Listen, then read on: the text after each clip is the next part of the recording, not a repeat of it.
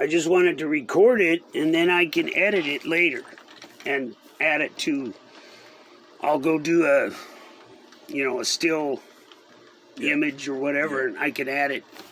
I could actually just take a picture of the grave, Okay, now I got. For those of you who don't know what this is about, it's about the 1984 1985 murder of Charlie and Cora Abernathy. Now, myself, I actually met Kevin Austin in Portal. I lived in Portal, North Dakota, right up on the border. And so I actually knew him. He was one of the convicted murderers in this case. And Jesse here met him a little while after. But what happened with me is I quit hanging out with him. He was writing checks all over the country, bouncing checks, doing forgeries. He never worked the whole time I ever knew him. Okay. My mother offered him a job once, but, that was, like I said, I never seen him. The only thing he ever did was steal from people. So I kind of quit hanging out with him, and that was around the time that Jesse ran into him. And how that happened is kind of weird, because it was just pure coincidence, really, wasn't it? Yes, it was. It was kind of strange. But anyway, here's the question that I wanted to ask Jesse. Jesse knew about these murders before they happened. He knew who had done it. And I did too, but not in the same way.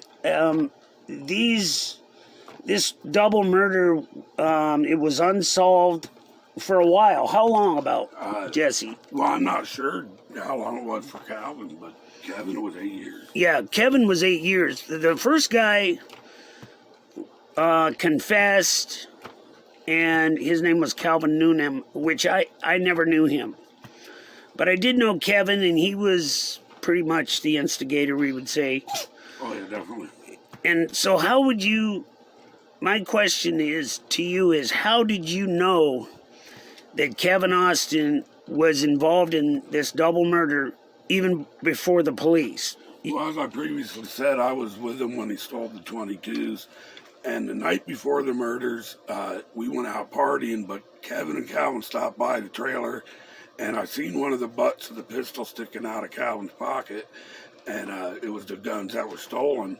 And then the next day, after the murders, I didn't even know they happened. I went to a hotel room that Kevin and his girlfriend were at, and about 10 minutes till 6 before the news came on, and the woman on the news said, "One of the most brutal murders in North Dakota history.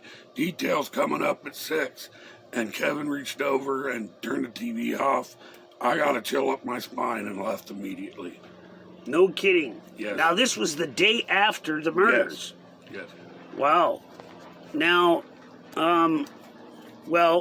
so what was your... Well, anybody in their right mind... Did you think about going to the police? Didn't even think of it. I wasn't, because I wasn't positive, but I guess I was and I wasn't. I was young and dumb. Yes. How old were you at the time? 17, 18. 17, 18, and so Kevin was around... He was in his 20s. In his 20s? Yeah. Just a few years older? Yeah. Okay. Well, that is something, I guess... And fear of him, too, would be a reason. Because they didn't have him behind bars. They had Calvin. And, if anybody went to the cops, well, he'd probably do something to them. Right. He wasn't worried about hurting anybody. Well, I know that there was a short time after, this has been many years ago. So my memory's a little foggy, but I can remember being at a guy's house that you and I both know, Mike. Yeah. We'll just call him Mike. I was at Mike's house, and I told Mike, I said, I think I know who killed those people. And this is before the cops knew. And how did I know it? I didn't have any direct, dealings with Kevin or Calvin at the time. But with me, it was kind of just my gut. Interfere. I don't know how to say that. I knew the guy, and he was no good. And Mike, he said, well, let me write that name down. Because he didn't know Kevin Austin. He didn't know who he was. He was unknown. And so he wrote that down.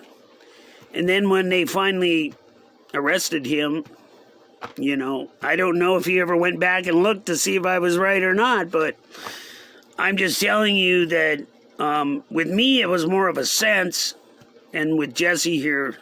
Yeah, and you know, sitting here today, it's hindsight, which is 2020. But yeah, I could have probably went to the cops, but I didn't think about it at the time. Well, it wasn't that long afterward that the police were on to them anyway. Right. But now your brother had to testify, right? Yes. Now, why was he subpoenaed? Because he heard when Kevin said that he knew an old couple out by where he lived, put a gun to their head, and you could rob them. They give you all this money. Oh, no kidding. I was there at that time also. Just partying at the trailer we partied at. Okay, but the cops didn't subpoena you. No, I never. They knew my brother said that because my brother said it to somebody in a bar, and they went to the cops. I see.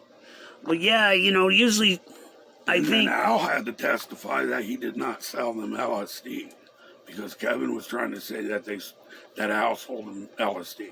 Now, yeah, we won't use Al's last name. We'll just say Al. Right, I'm okay. not my last name. we don't need to be that, but you know, these are mutual friends of ours that we, you know, both know.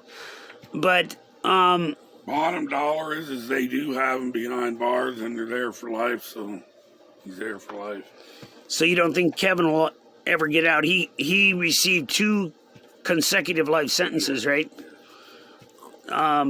So yeah, and he's really never, as far as I know, like I said, he's never had a job. I don't know if he could even live on the outside. I think he's institutionalized, honestly. I mean, that's my own opinion. Yeah, after 30-some years, I would think so. After how many years? 30. It's been 30 years. Yeah. Wow. Well, anyway, that's what I wanted to share with folks. If you want more information about this, like I said, there is a kind of, I guess, a documentary film, you could call it, about this, and it's what's it called again? Nightmare in North Dakota. Well, it's a series that you can get on Amazon Prime, and it's called In the Dead of Winter. Now, one of the episodes that it'd be season 2, episode 6. And that is, the name of that episode is Nightmare in North Dakota, and it's about, 45 minutes long. Yeah. If anyone wants any information about this, you know, I'll put it down in the description, and, you know, if anyone has any questions, but I guess, you know, we ran across this grave with these 2 folks, and that's why we decided to do this, because I think a lot of people might not even know about it that live here now, you know. Maybe some people have almost forgotten. I don't know. They definitely didn't deserve what they got. No doubt. These were elderly people, and they were robbed for $400, right? Yes. $400. To me, that, you know, I've heard of people getting killed for less, but that's pretty sad, you know. It's very sad. But anyway, I guess I don't have any more questions, but yeah, if anybody does, just put it down in the comments, you know, and I'll answer any questions that you might have about this. All right, well, I guess this will conclude our interview then. Wait a minute. Oh.